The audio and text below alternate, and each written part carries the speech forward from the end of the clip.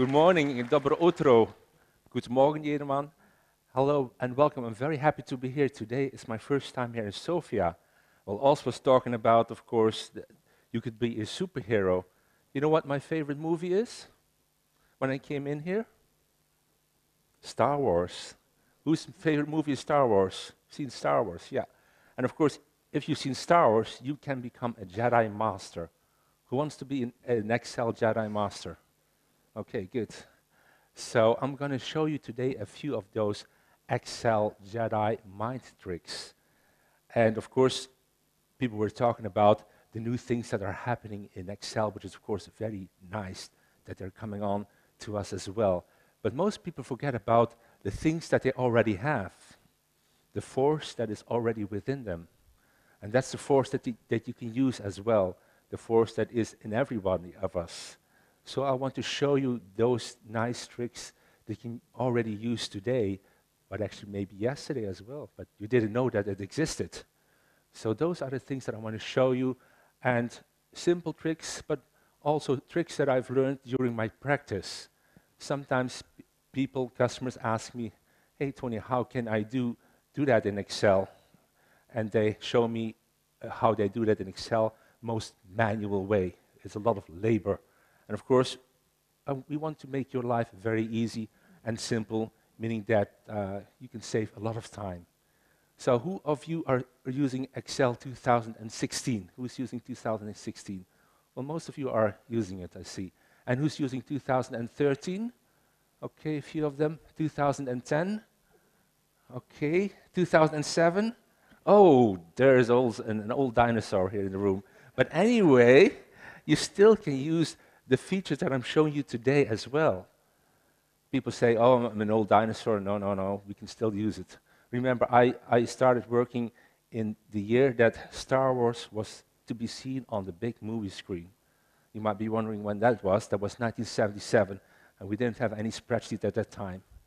And I was very happy to see the spreadsheet coming alive in the year that Marty McFly went into his DeLorean Back to the Future. You know which year that was? 1985. So anyway, so now let's see some Excel tips and tricks over here. And so I have this dummy database coming up. So let's put a dummy amount over here.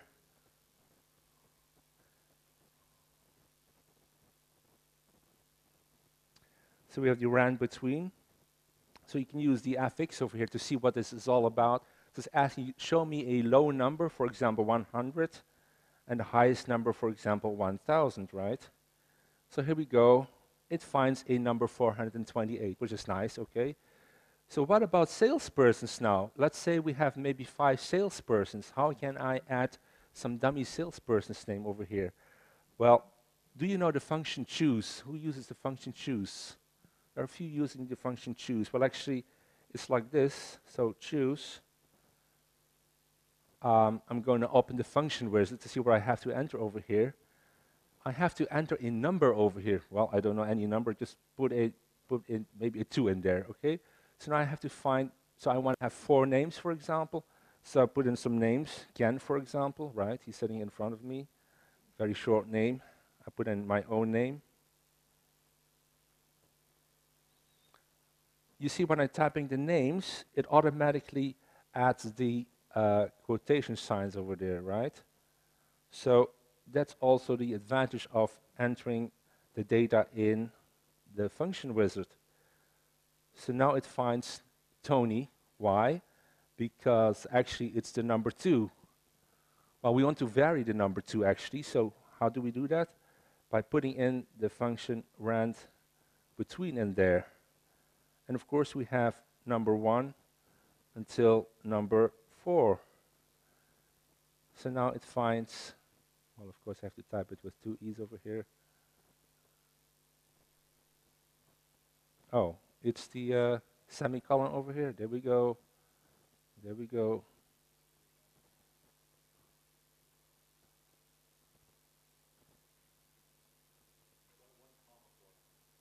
Here, that's the one. See, that's when you're not working with your own laptop. So it finds now Chris. Every time when I push the F9 button, it will change some other numbers. So basically, I can copy this formula over here to this cell over here. And of course, I will have some other products over there. So let's say the products were, for example, audio, and we have video, and we have computer, and we have other. See, I don't type any quotation signs, it's going to be typed automatically. So I'm creating actually a dummy line. So how about the dates? So I asked the customer, so what transaction dates should I show in my database? Well, maybe you can start from January 1, 2015 until the end of this year. Okay, so how am I going to do that? Well, again, I'm going to use rand between. Well, of course, I have to enter a date, the 1st of January 2015. I cannot just type it like this, 1, like this, you know, because then it thinks you want to divide 1 by 2015. Now you have to use the function date. Who's using the function date? Aha, most people do. So you know this, huh? So how do I put the function date over here while using the function wizard? Most people don't know.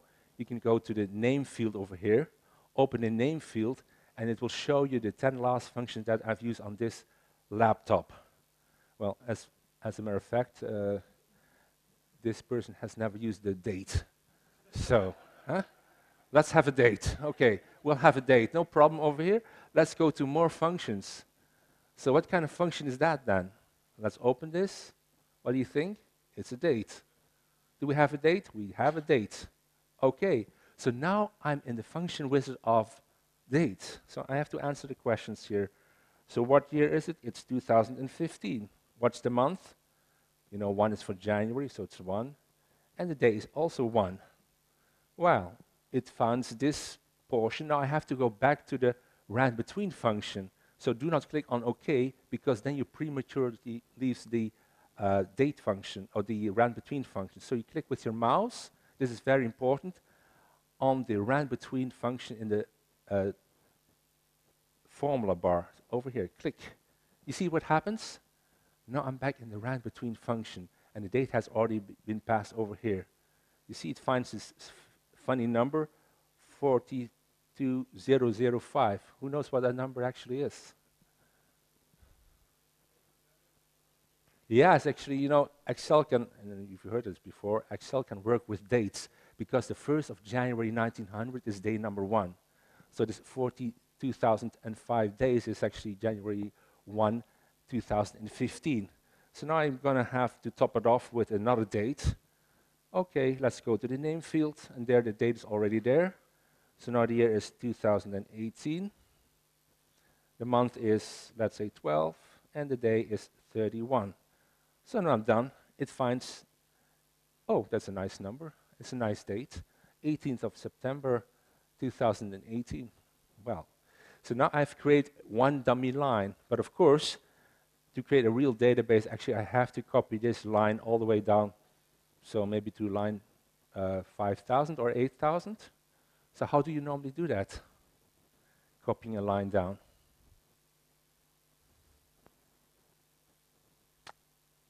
Probably most people do go to the right-hand side over here, right? They go to this thing called the fill handle, and they would probably go drag it all down until they are there until row number 5,000, right? Who would do it like that? Most people would do it like that. Say, okay, don't disturb me. I'm quite busy right now, so I have to go until row 5,000. Well, you don't have to do that. Most people don't know this. You just do Control C. You see, and the ant starts running around, and here in the name field, you type in the destination. So in this case, I want to go to A3, colon, and then A5000. So that's the destination. I'm just typing it over there. Most people don't know that it is possible. You press Enter, and Enter again, et voila, the database is done. Wow. Huh? So, yeah, you see, but then we have all these formulas over here, right? because every time I press the F9 button, everything changes around. Well, of course, the next step is we have to basically put the formats back to values, right? How do you do that normally? Like copying and pasting as values, right? Control A, you know, Control A is selecting everything, and with the mouse, you can go to the right-hand side, and you see it changes into a white arrow. And when you press the right mouse key, you drag it to the right, drag it back to the left, release the mouse key, then a short menu appears, and you select this one. Copy here as values only. And now everything is back to values, and you have a nice database. So it doesn't take a whole day, right? Some people are taking a whole day for this one. No, it maybe takes you less than 5 minutes. So now the customer says, oh, I'm happy with that one. So now, you know, maybe while we're at it, you can make a short, nice dashboard for me. Maybe, you know, I want to see the sales by product, for example, right? So how do we do that? How would you do that? Sorry? Pivot, yes, pivot is the magic word. That's the Jedi mind trick, huh? Pivot. So, okay, some people know about, who has used pivot tables over here? Most people have, right? So I see people doing it like this. Okay, some people do this. They say, oh, you know, I have to select the range. So they select A, B, C, and D. Who does that? Some people do it like that, yeah. Some people say no, you know, because why do they do that actually? Why do they select the whole range? Because they say, you know, when new entries start popping up at the end of the month, next month, it will be in my range. So therefore, it's safe for me to do that like that. But of course, it comes at a price. What's the price? Yeah, memory, yeah? It's like, okay, I want to serve, you know, I have a big party going on. So how many people are showing up? Well, we don't know. Is it 5? Is it 500? We don't know. Well, of course, I have the big ballroom for you, but then you have to pay the big ballroom, right? You don't have to pay the big ballroom over here because you don't really have to use all of this. Some people even like this. They say, yeah, maybe I have more columns. So they select the whole range, the whole worksheet for the whole pivot table. I would not do that. So what's the trick, basically? Who knows the trick? The Jedi mind trick. You have to create a table. Wait a minute, this is a table, right? Well, yeah, it's a table, but it's not the real table. Excel has a real table. Very funny about that. And you have to use a real table. And so how is a real table coming its way? Well, you stand over here with your mouse somewhere over here, and you do like insert, ta-da, table. There you go. My table has headers. Wow. Most people don't know this. Oh, I think it's a brand new feature, right? Well, brand new feature. It was already there since 2007.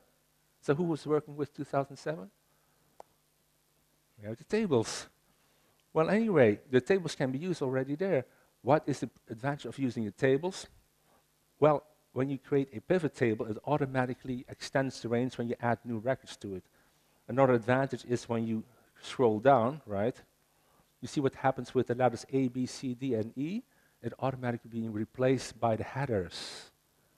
So you don't have to freeze the frames anymore.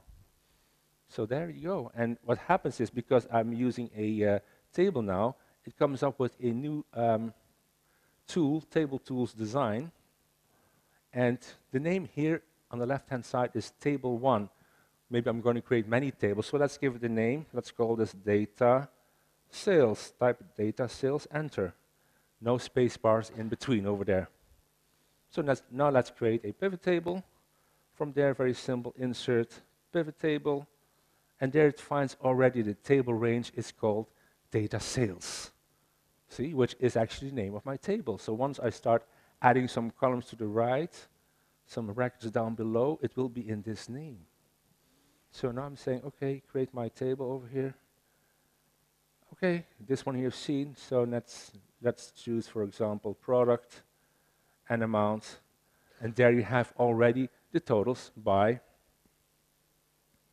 product and by amount. So Of course, I don't really like this version because it says row labels over here. Normally, I go to pivot table, go to analyze, well, no, to design, and take this one where it says report layout.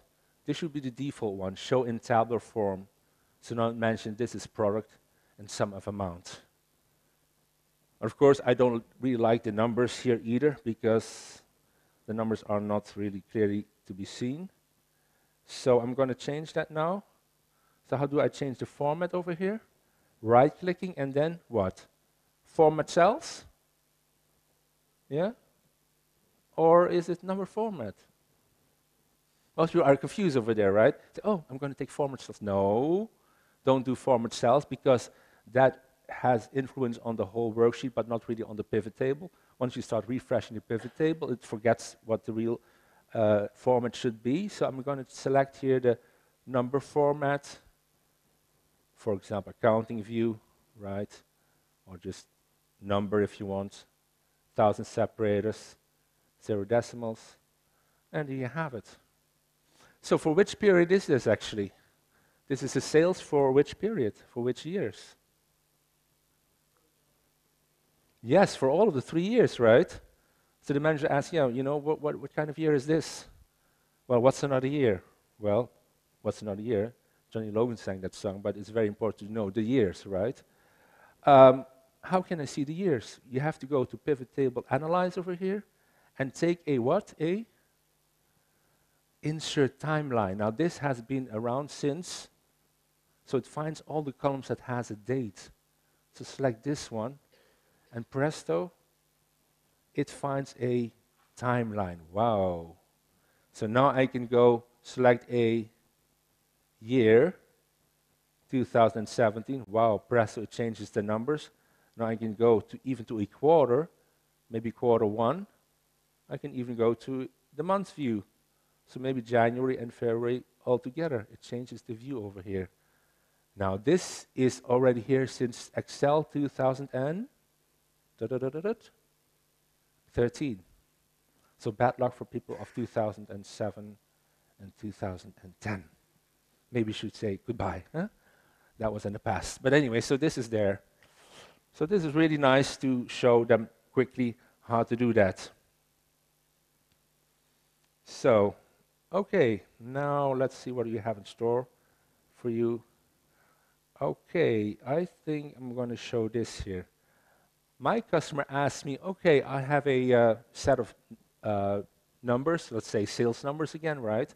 With all the periods, January, and it goes on, and showing again the sales.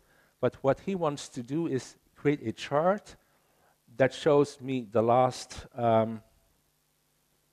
the last 6 months of this set. So in this case, it would show you May until October, right? So if I add up a new number over here, so November 18 comes along, right? And some number comes along as well. You see what happens with the chart? It automatically expands now through November. So how is that done? Automatically, yeah? Is that a VBA macro? Who thinks that's a VBA macro? No. What is it? Offset. Somebody says offset. Wow. Offset. What offset? That's a function, right? So how does that work then? Do I have to create a range name? Or I have seen, of course, solutions where you have to create some kind of a difficult range name. So I did that solution as well in the beginning, but I think that's too cumbersome. What I do is the following. I'll show you that. Here, behind the chart, I've created basically here a helper table, right? Helper table. Remember, once you start creating a chart, it always consists of an x-axis and a y-axis. So if you want to show 6 points, 6 data points, make a table of 6 data points. So here we have 6 data points, the period, and what I did over here is basically I want to translate the period here in a certain number. Well, I think here it would be YY, I think. Yep. This helper column here makes sure that my chart will be displayed in a different manner, in such a manner that the year is displayed after the month in the next line, which makes it more readable. How to do that is you have to use this formula over here. Basically, you convert the date into text, saying, okay, take the text and take the month out of it. And then this character 13 is the hard return. That means that the text following after that, which is the year, will be shown in the graph on the next line.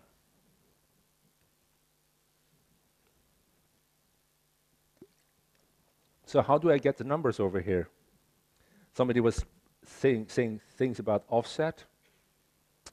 Well, let's have a look at over here. Yes, indeed, I've used the offset. So, wow, what does the offset do? Basically, it tells me, well, you have to start at A1, the starting point. Maybe I'll do it like this, put in the Activex, you can see what happens. So start at A1, position A1, and remember the dollar sign, so it's $1, because I want to copy the formula to the next column. And how many rows do you have to get below to get to the last number? Well, we don't know, but count A will count all the occasions in the column. So in this time, it will count how many occasions there are, how many occurrences there are. And we have to extract, in this case, minus $D2 minus 6. So that's the end of the story. So this formula over here is the formula over here. And based on this section, we have created a chart. So actually, you only need to use one formula, which is the offset formula. And this solution I really like. So if you like these solutions, yeah, we're going to make sure that you get this solution as well. So no VBA involved, no range naming with offset functions. The offset is just in this helper table, basically, okay? So, you see, all with normal Excel tools over here. Now, talking about charts, so the customer shows me this chart over here. So, oh, nice chart, you know. But I don't want to see the table, basically. I want to hide the table, right? Because only the chart must be seen. Okay, so let's hide the table. So B to C, right? And then we say, what is this? Hide, right? Ooh, the screen goes into black. We haven't paid any money here to see the license. So how can we prevent that? Most people say, yeah, you cannot prevent it because it's not possible. Is it possible? It's possible. You have to select the chart over here, and then we have the chart tools over here. Go to Design, go to Select Data,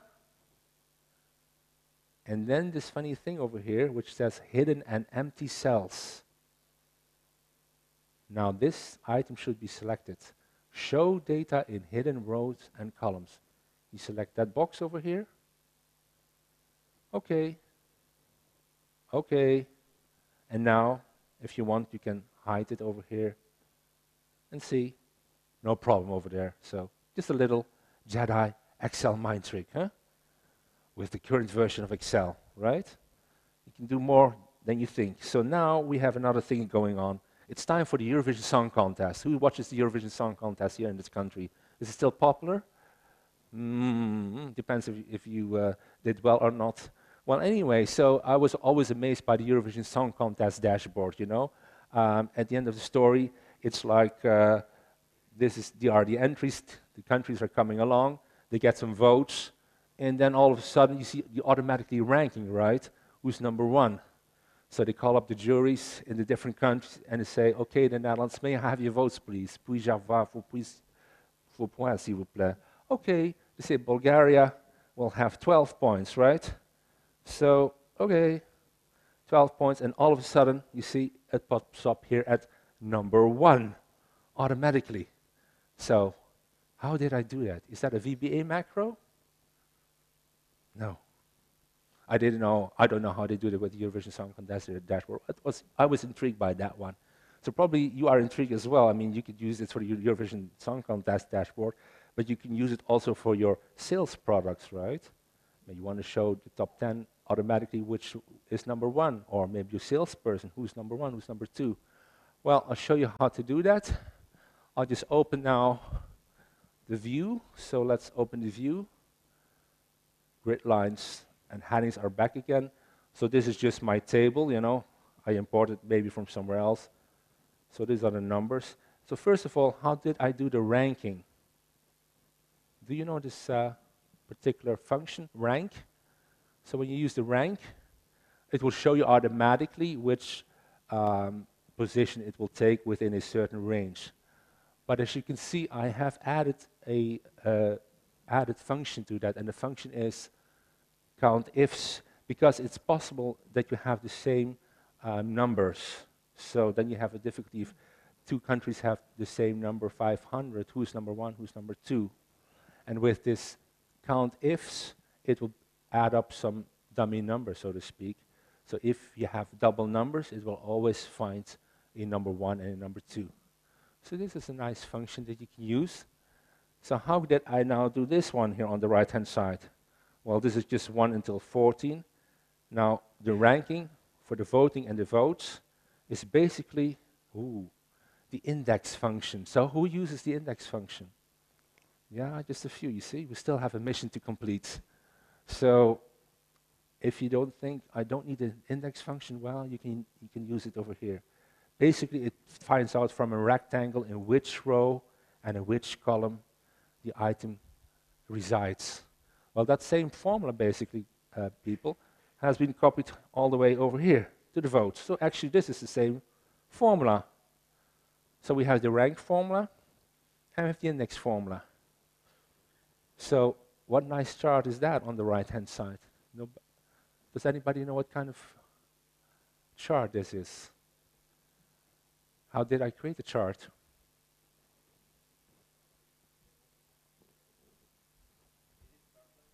Is it spark lines? No, it's not spark lines. Is it chart? No, it's not a chart. Is it Superman? Well, maybe it's Superman, I don't know. But yeah. I hear conditional format. Yes, sir, it's conditional format. Yeah, but conditional format is like having colors, right? Well, we have colors over here. As a matter of fact, maybe you don't see that over here, is a formula. This formula just basically says equals H5. So basically it points out to the number over here. And it's copied all the way down. So, and now we have used conditional format. How to do that? Home. And the conditional format, you find over here the data bars, you see? I use a solid fill. You can use any one of these nice colors over here. Maybe you would like to use the green one, like in Bulgaria, they like the green ones, right? But people say, yeah, I still see the numbers. I want to get rid of the numbers. Well, you go to conditional format, and you go to manage the rules. You go edit the rule. And this little thingy over here, show bar only, that is the one that you need to tick on, that box. And the numbers are then, this, let's say, suppressed. And you get like this nice bar chart over here. And when you widen the columns over here, you get a nice dashboard. So actually, rank function with count ifs, index function, and some conditional formatting.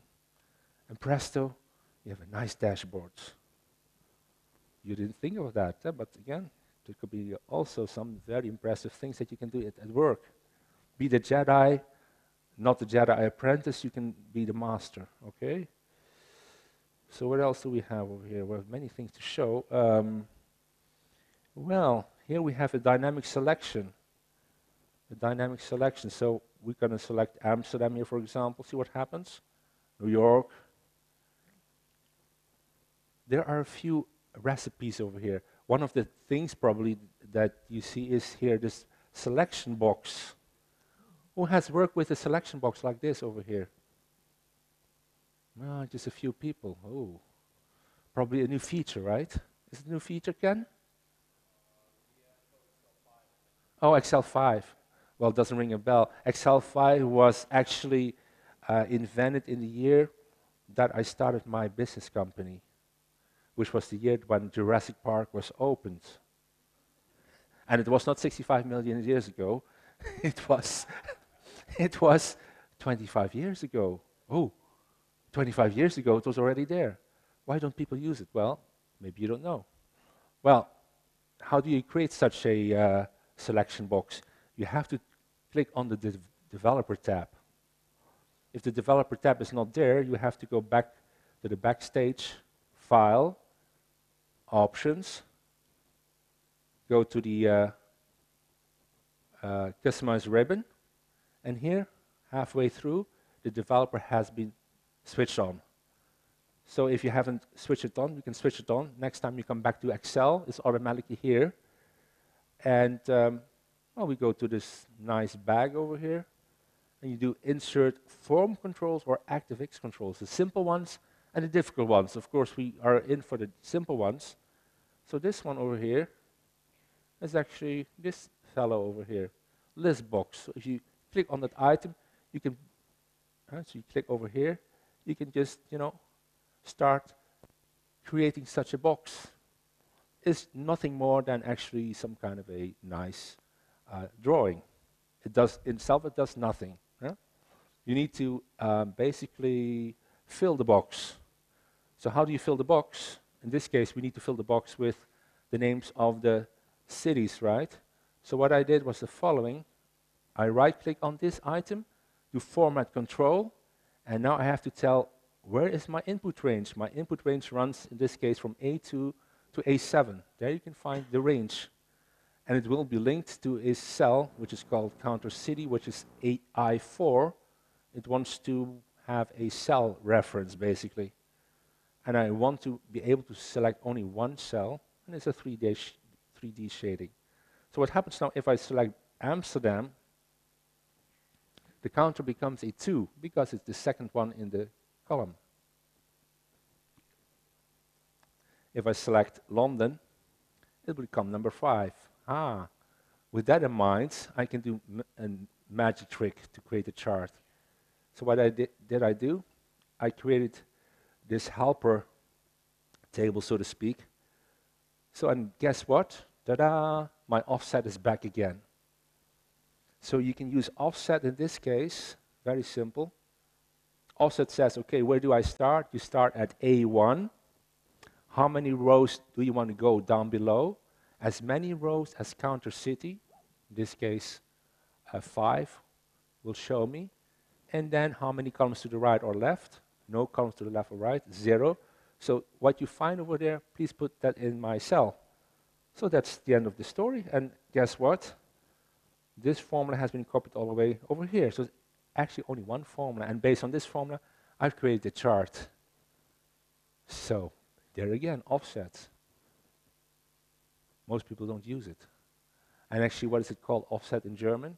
For our friend from Switzerland, it's called Bereich dot verschieben. Such a long word, right? So anyway, I don't know what is in Bulgarian. What is in Bulgarian? Yeah, you have to find out now, right? So maybe you have to use that function. So how do I get basically the nice wording over here? I select Stockholm, I select New York. Well, basically what happens here in this cell here, I created this dynamic formula equals sales, between quotes, ampersand, and it shows then the A10, which is the city chosen over here. And then I created a text box basically over here, and the text box has now been selected like this, equal signs, and you basically reference to this cell, enter, and there you have it.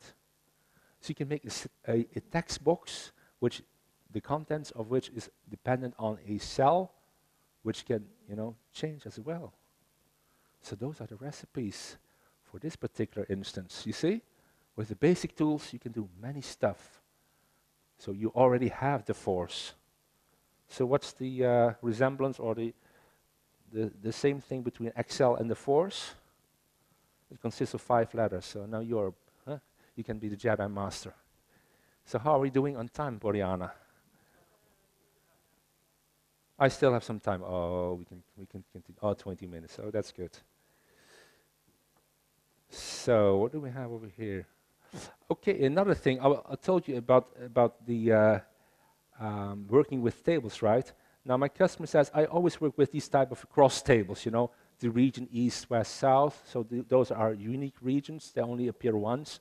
And then we have January, February, March going on through whatever. And then we have some sales numbers. So then he wants to create a report. And in the report, somewhere in the report, now let's put it somewhere over here, he wants to do the following. He says, okay, I want to create a report whereby some people can enter my region. Let's say, for example, they want to enter East, right? And they want to enter a month. So they want to enter, for example, April 18. So, no, haha. How do you do that? April 18. No, just copy from here. So April 18, right? So now the question is, what is my sales for East and April? Right? So I have to look like that and like that. And on the intersection, I will find my revenue, my sales. So how would you solve that question? Yes. I hear index match. Match. Everybody likes to play with matches here.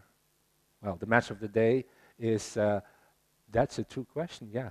But I think it's very difficult because we have to index, and in the index we have to put the match function again, and again the match function, so it will become difficult to compile this function because I have to watch my brackets, right?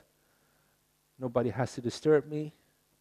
No phone calls, otherwise I'm in trouble, right? Well, I show you one trick that I now have in store for you. I turn this one into a table. Here we go, insert table. My table has headers, yes, he has. Okay, nice. So let's give the name. Let's call this data ref for revenue. Okay, good. But you have to remember now, once, and that's the trap over here, once you start creating a table, the dates are not dates anymore. So you see April 18, for example. So you think it's a date, right? We have a date. No, we don't have a date. Why not? Because it has been changed to a text. Ooh. So meaning that my month over here, this April 18 here, is not the same April here. So, so now what? So maybe I should create a month conversion, so to speak, right? And first change this April 18 here into a text format that it can understand. So I'm going to use this text. So I'm going to take the text over here, and I want to see the month. So I think MMM between these quotes, right? And then I need to combine that with, also between quotations, the hash, how do you call this thing? The dash, not the hash, but the dash. Okay, here we go. And now combine that again with the text, and the text again for this. But now I want to see the year, right? So I think here it's like YY. Enter. So you see? And you can see already it has not been converted as a text because of the way it has been aligned. So now I can use this fellow over here and this fellow over here to use the index function, right? So now I have to do index. Ooh, now it becomes difficult again. Some people are lost. They say, oh, what do I need to type in now? I don't know. Well, therefore I say, use the function wizard. Please use the function wizard over here, fx. I always take the first one. Okay, so now I have to answer 3 questions, basically, 3 questions. What is my array? Here we have the funny array again, the matrix, the table. the table there where you want to look in. The table is basically running from A1 until K5, right? So now this thing what people don't know is you can select the table by using the mouse by going to the left-hand upper right corner, upper left corner over here. See this black arrow? Click and click. So diagonally clicking twice brings up the name in my function grid. See? So now it says data ref. That's the name of the table. And between brackets, the square brackets, hashtag all, meaning the whole table. You can also see the mouse running, the ants running around the whole table. So that is my table that I want to look. Okay, so the first question has been answered. Let's go to the second question. In which row do you want to look, sir or madam? Well, we don't know. Match will know. It depends actually if you're looking for ease. In this case, ease will be the second one, the second row, right? So now I have to use the function match. So how do I get the function match over here? Somebody know how I did that before? We have to go to the name field over here, open it over here. You see, this person has never used match before, never played any matches, huh? So no problem. Let's go to more functions. And let's go to, what kind of function is it? It's a lookup and reference. And here I go to my match. Okay. So now I'm in my match function wizard. Now I have to answer the questions. What are you looking for, sir? Well, I'm looking for east. Okay, here it is. In which lookup array are you looking for then? Well, it's actually the left column. So how do I select the left column? I just go over here, just below the A, click, click.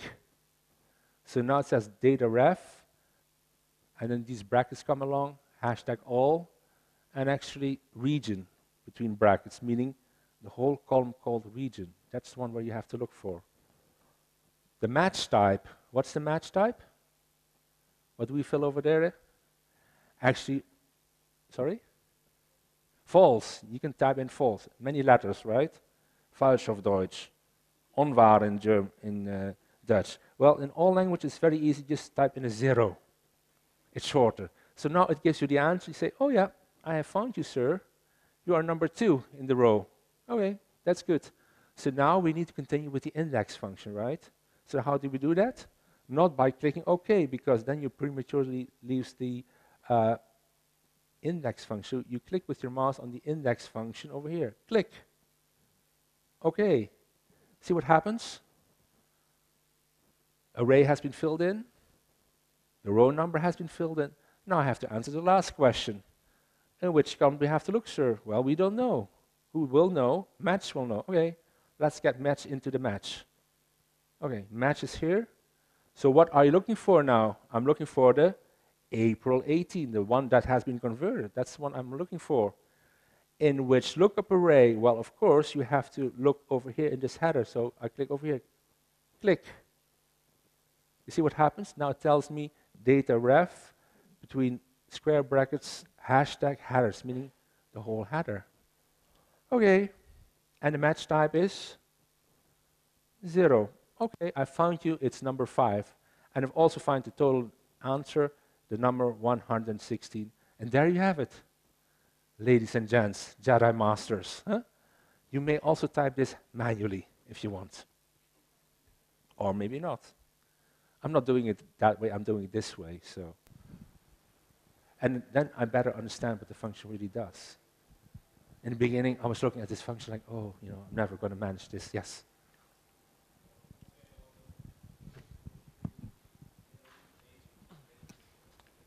Wait. There's a question coming up. Yes? Will be question.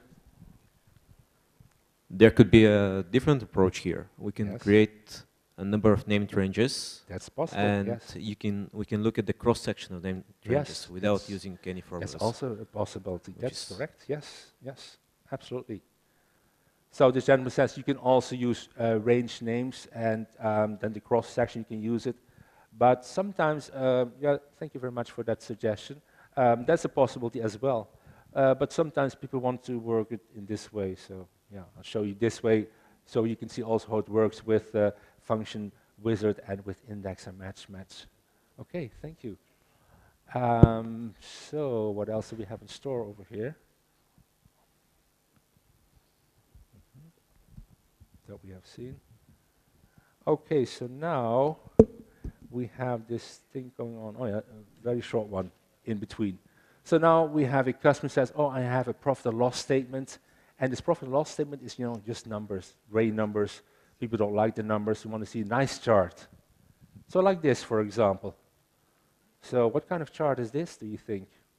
Is it sparklights? Is it a chart? Is it? Conditional formatting. There you go. See, you have the force. The force is strong in you guys. So how do we do this? Show me what happens over here. Open the view. Yesterday we were at the view, by the way. It's a really nice restaurant here in Sofia. You know where it is, the view? It's all the way up. Really nice view. Well, okay. So I've hidden a column over here and hide.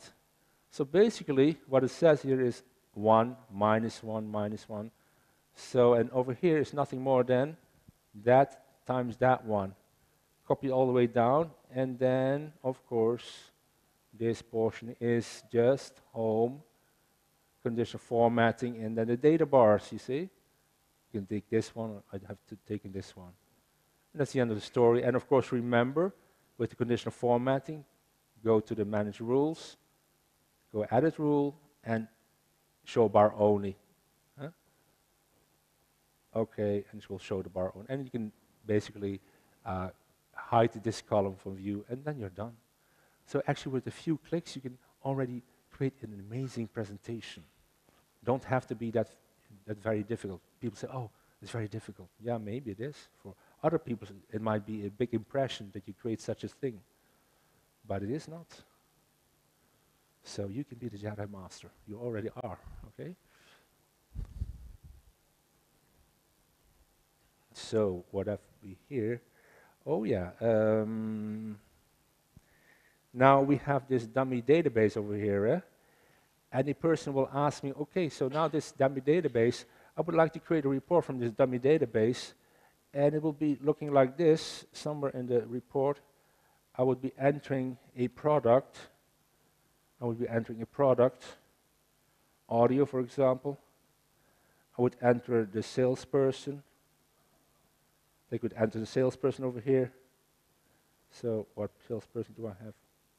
Okay, Ken, short name, 3 letters, always easy, right? And then, okay, so now we want to go from a certain date, from, let's say, 14th of November. Is it here year, date, or is it day, year? If I want to type 14 November like this, is that okay? 2015, for example? Yeah. Let me check. Control 1. Control 1 is the format cells. Let's change the date format over here. If it changes, then it's probably okay. No, it doesn't change, see? So for you, it's probably the other way around. So 14th of November is for you 11-14, 2015. See? There we go. So from that date until 2, and today is what? November 11, 1, 18, right? So you have a public holiday today, right? Or so you guys are doing some stuff here on your public holiday. Becoming a Jedi Master. So now the question is, what is my sales? Ooh. Anybody know how to solve this problem? Because those are the variables, right? I want to change the name of the product later on. I want to change the name of the salesperson. I want to change the from date and the to date. And it should automatically show me. Sorry? Some Fs. Some events of Deutsch. So who's using some Fs already? Well, not enough people, right? So we have still a mission to complete. Well, sum ifs. What is sum ifs? Sum ifs is like summing an amount, in this case the sales, under certain conditions. The condition is the product should be sales, or it should be audio. The salesperson should be Ken. And from and a to date. But the from and a to date is a tricky one. I'll show you how to do that. So equal signs, sum ifs, multiple, not sum if, but sum ifs. So now I'm open the function wizard because it's quite difficult to enter the data if you don't have the function wizard open, I think. So what is the range that I want to summarize? Well, it's in my dummy database.